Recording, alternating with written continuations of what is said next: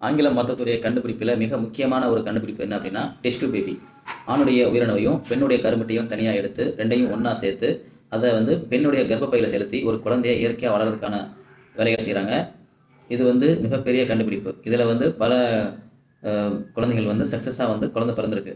இந்த கண்டுபிடிப்பில் எந்த குறையும் சொல்ல முடியாது. ஆனால் இயற்கையாக மனித உடல் குழந்தை உருவாக்கக்கூடிய இந்த மனித உடல் எப்படி இந்த மாதிரி ஒரு மிஷினை நம்பி போயிடுச்சு அப்படிங்கிறத நம்ம வந்து சிந்திக்க கடன்பட்டிருக்கிறோம்.